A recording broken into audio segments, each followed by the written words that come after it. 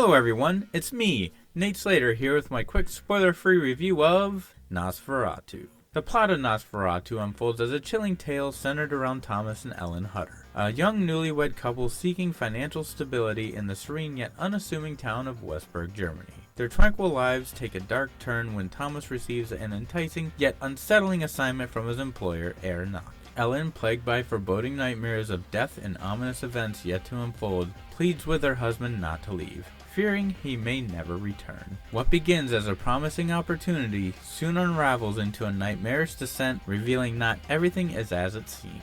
The cast features an impressive lineup of talent. While not every performance was a standout, the ensemble as a whole delivered solid and believable portrayals that brought this haunting tale to life. Lily Rose Depp portrays Ellen Hutter, a virtuous and loving wife whose solitary youth led her to yearn for a companion. Unknowingly, this deep desire forms a psychic link with the Nosferatu. Nicholas Hoult plays Thomas Hutter, a kind and dedicated man who deeply loves and cares for his wife Ellen. Living in Westburg, he works as a real estate agent and aims to become a partner at Nock Brokerage. Bill Skarsgård portrays Count Orlok, also referred as Nosferatu, a sinister and mysterious vampire residing in the crumbling remains of his castle in Transylvania's Carpathian Mountains.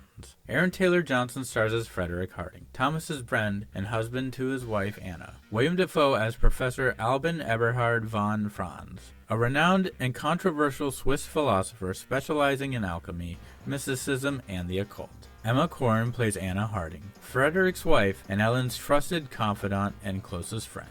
Ralph Ineson plays Dr. wilhelmsievers, a doctor who attempts to treat Ellen, and finally we have Simon McBurney as Herr Nock, the owner of Nock Brokerage and Count Orlok's loyal servant. Having covered the cast, now let's dive into the film's key strengths. First, I was thoroughly impressed by the design and interpretation of Bill Skarsgård's portrayal of Count Orlok.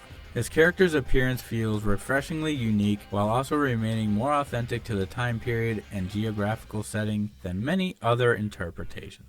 The meticulous blend of prosthetics, makeup, and his expertly crafted accent work in perfect harmony to bring to life a truly menacing creature of the night. Next, I appreciated how this movie portrayed vampires differently from depictions we've seen in most modern films over the past couple decades.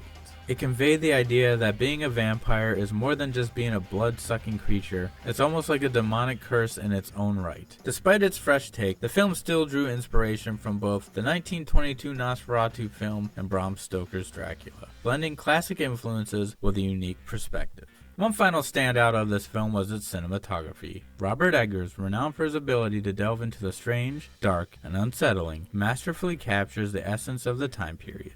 His work creates an environment steeped in a perfectly bleak and gothic atmosphere, immersing the audience in the film's haunting world. It was genuinely difficult to find anything negative about this film, aside from a few minor personal quirks that stood out. One thing that stood out to me about this film was William Dafoe's inconsistent accent. When he was first introduced, his voice reminded me of Mel Brooks, but as the film progressed, it felt more like he was alternating between his natural voice and a faint accent, which was a bit distracting. Lastly, my main critique of this film stems from the expectations Hollywood has shaped for vampire movies. I entered the theater anticipating a traditional vampire narrative, which I imagine many others did as well.